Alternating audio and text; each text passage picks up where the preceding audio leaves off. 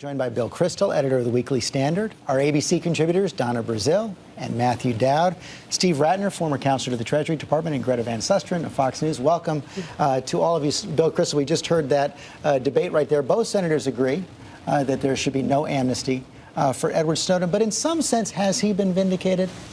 No, because there's been no abuse, no illegality, in my view, under the Supreme Court precedent, Smith v. Maryland, no criminality. I'm a defender of the NSA program, and I think everyone's being very glib about, well, this metadata raises concerns. There's been just no evidence that anyone's privacy has actually been abused. And when you think about the program for a minute and say, well, how would it be abused? 22 intelligence officers, military, et cetera, are going to get together in a room and decide, let's go look at Donna Brazile's phone records, or let's abuse the... I mean, it is a collection of metadata. You do need to go to a judge to get a warrant to really go down and see who Donna's talking to from Yemen or whatever. And so I think a lot of this is people, we need to be serious about the national security side of this, obviously serious about the constitutional side of it as well. But I think there's an awful lot of glib talk about abuses of privacy without any evidence of abuses of privacy. I'm shaking my head because I think, Bill, you're dead wrong. Smith versus Maryland, I think, will be proven to be a wrong decision, much like Plessy versus Ferguson was wrong. And Brown this is the 1979 Supreme Court decision that did say that the government, or the police in this case, could collect the phone records of one individual. That's right. And the Supreme Court has reversed itself before Plessy versus Ferguson, Brown versus Board of Education. All you have to do is one thing. Go back to the Fourth Amendment. It's not an option. The Constitution is right that says, right of the people to be secure in their persons, houses, papers, and effects shall not be violated. If the government thinks this information is so important, it can get it. It just has to use a warrant. There is no fear exception because everyone's terrified about terrorism. There's no fear exception to the Constitution. If you don't like this, change the Constitution. But we don't want just a bunch of people in a back room doing their own modifications. Police can cruise up and down streets looking for problems. If they want to go into a house, they have to get a warrant. This is the equivalent of police cars cruising up and down streets looking for problems. And guess what? Putting more police cars. The right of the people to be secure in their person's house. Let me try this another way. I personally think that this will be found to be legal. The commission found that it was legal. We can argue about Smith versus Maryland, but I'm not sure it's going to be overturned. But let me make a different distinction. You have a program that I think has been determined to be legal, but you clearly have a situation in which Americans are uncomfortable. They feel that their privacy is being violated. They feel that this is too intrusive.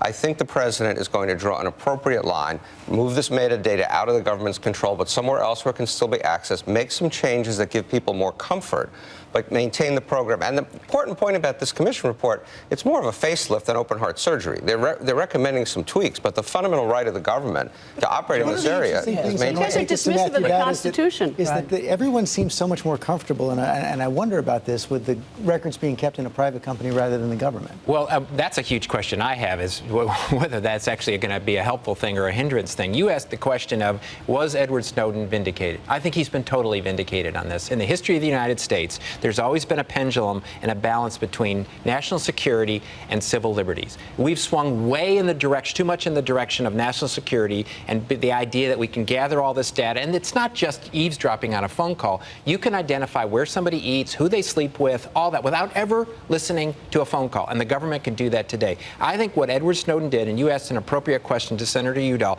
is would we have ever had this debate at all? And my view is we weren't having it before, and we're now having it today. So I think Edward Snowden was vindicated. When it comes to national security, there has to be a middle ground between protecting the interests of the individual and making sure that we protect the nation at large. There has to be a middle ground between Edward Snowden and Dick Cheney. And I think President Obama is going to have to strike the right tone when he makes a definitive statement after all of these recommendations. But I think most Americans are uncomfortable with the knowledge that they are learning now about all of the searches, the seizure of information, and they want some accountability.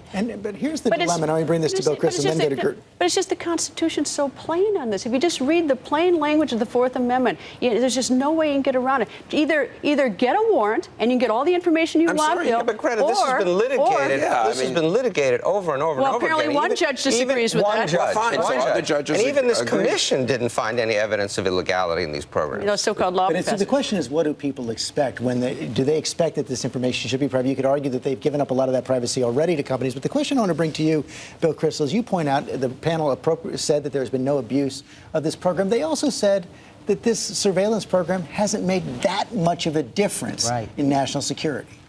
Look, it's hard to judge from the outside. I'm worried as a policy matter. I think serious policymakers need to figure out, are we or depending too much on metadata? Are we shortchanging human intelligence, et cetera?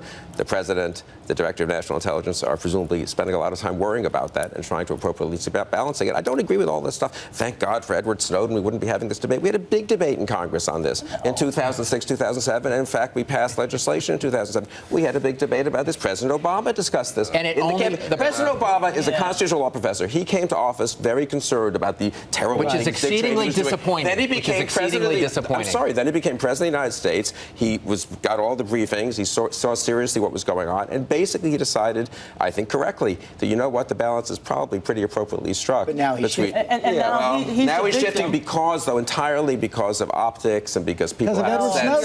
Because of Edward Snowden, the revelations. But not because of any actual revelation of any actual abuse. We know what real abuses are. We know what was done to Martin Luther King in the 60s. We know what the CIA abuses were like in the 70s. There's nothing like that. Well, when you have heads of states complaining about their phone records also being looked at and pried upon. Look, George, the states are already taking the lead across the country. California has now passed 3 laws to prevent online piracy. Montana has passed laws. Texas. The states will begin to enact laws that will ensure that our privacy rights are protected while the federal government sits around and figure out what the hell we're doing. And the government has never demonstrated that. What they keep saying is that what Edward Snowden did endangered the country. They've never said one piece of verifiable information that they put out that says actually that's true. But Senator Udall, I think, was right saying have him come back and answer. I agree He never with went that. through the whistleblower. Civil disobedience There was a mechanism to be a whistleblower, and he just bypassed it, and did that. Yeah, he's not getting amnesty.